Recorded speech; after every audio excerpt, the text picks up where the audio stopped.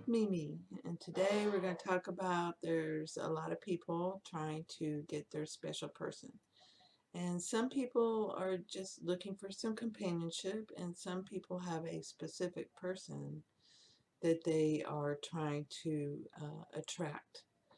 So, one of the uh, more important things to consider if you're trying to attract back someone who's already been in your life is to sit down and think about what happened when this person left.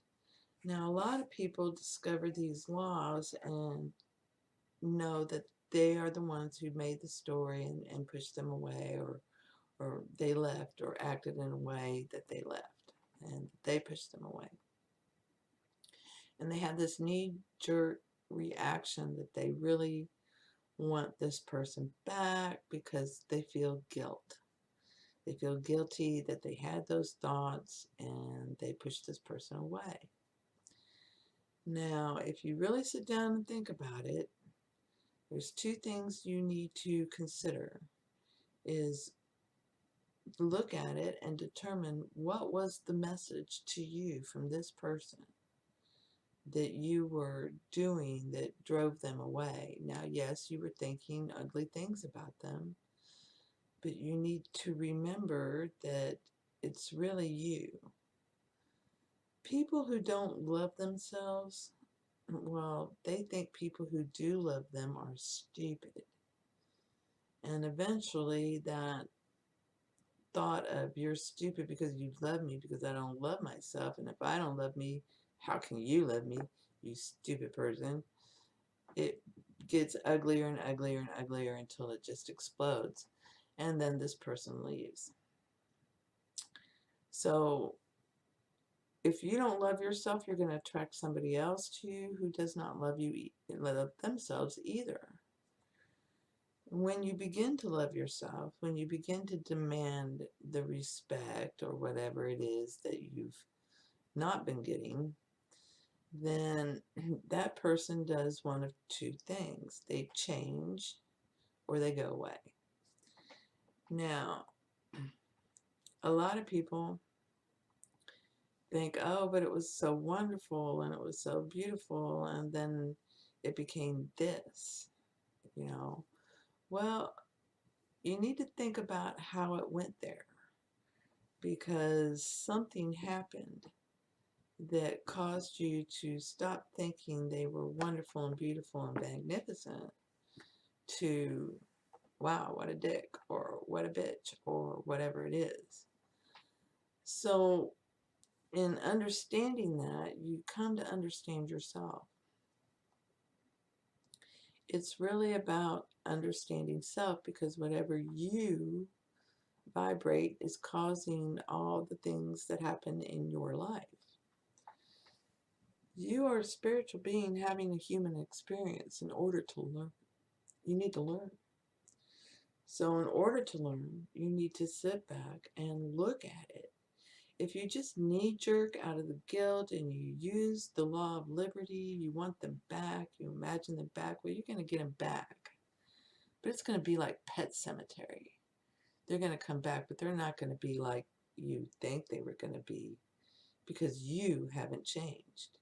And you'll worry that they're going to leave you. You'll worry you'll have a fight. You'll worry this or that or the other. And guess what? They're going to leave you. Y'all are going to have fights because that's what you're thinking about.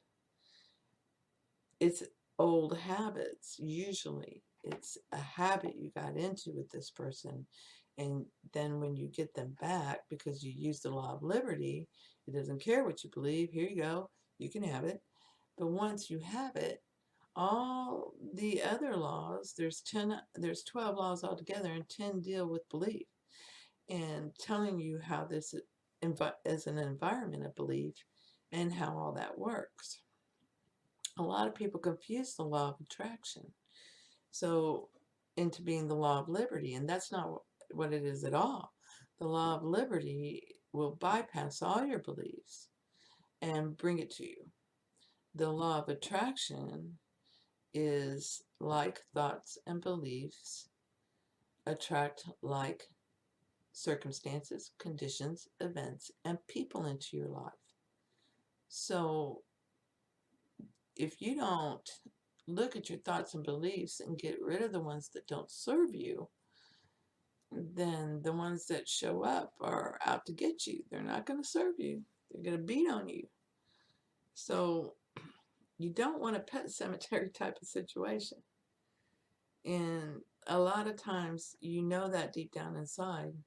So you use the law of liberty. You imagine they're with you. You imagine you're sleeping with them at night. It's great. But because you know deep down inside something else has to change, it's taking a while for this person to come, or you haven't looked at what's happened, and until you do and determine how you want this person to be when they come back, then that person's just going to keep taking a right turn on that red light, because doubt's a red light, faith is green light. And it's coming to you regardless. But deep down inside, you know they can't come back until you change you. So that's one of the reasons why it may seem to take a long time, because the reality is the core knows better. I'll give you an example. It's not a special person example, but it's the same type of thing. You uh, are fired and you realize you did this to yourself, so you go imagine this didn't happen and you revise the termination letter that it never came and whatever. And you know these laws work, yet you weren't offered the job back and no one reached out to you, and you wonder why. And why isn't this happening? And deep down inside, it's because you know you have to change what you were thinking. So then you sit down and look at what you were thinking. You know, for me, one of my struggles throughout life was if I couldn't believe in it 100%, then I didn't want to join. This is why, once I left the Catholic Church at the ripe old age of 20, I never joined another church. I studied them all. I went looking, but there was always something there I couldn't agree with. So that's how you learn about dogma. And then you learn that religion isn't just dogma. It's a lot of stuff. It's every man-made institution. It's every group. It's dogma. It's somebody else's belief. You join the group because you believe as they do. And a lot of people join the groups, churches, whatever, for social reasons, and they're not really into the dogma. They don't care about it or anything like that, and that's perfectly fine. But eventually, you'll leave because you can't be like they are, and you can't promote it like they do. And that happens everywhere all the time. So it's the same kind of thing. If you don't love you, you can't love, and there's nothing in the world that can love you back. You think they're stupid, ugly, dumb, whatever, deep down inside at your core. So they run away from you. Or if you don't let them go, they beat on you until you let them go. I've heard women say, oh, he beat me because he loved me. No, he beat you because you don't love yourself. And you stayed in that position, and take it from someone who knows. I know from experience.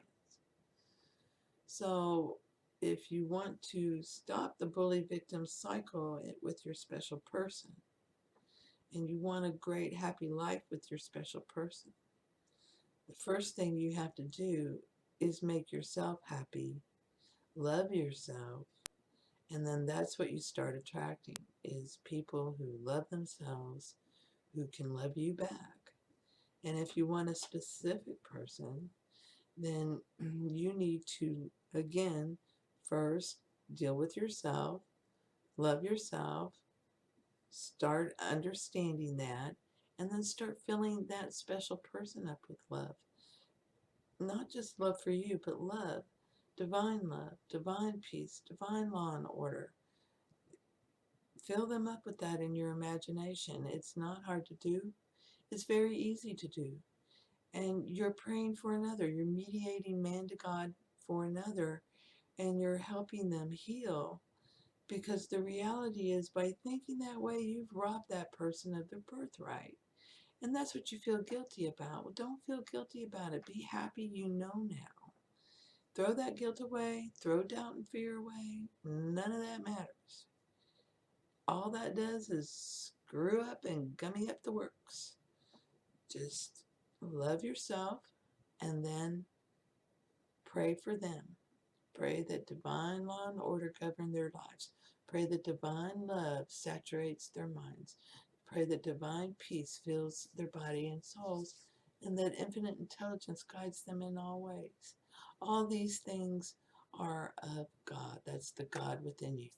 And you're just asking the God within them to release those things in them, and they begin to change and become the person that you really want to be with. So you need to stop and think. Most people don't do that very often because we've all been taught to keep our minds busy, keep moving, don't stop and think.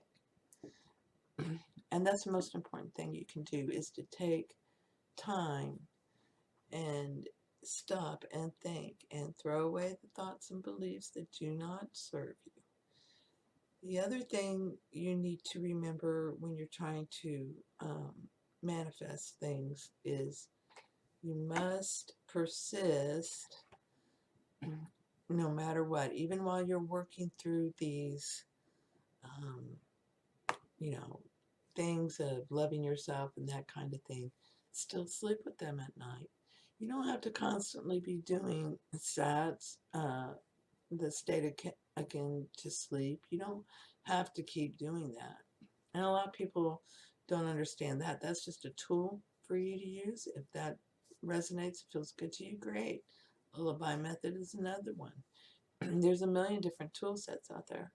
You can get good at it enough to where, eventually it becomes a part of your being, and you just start saying, thank you, Father, for moving the energy around and giving me the perfect weather for my garden.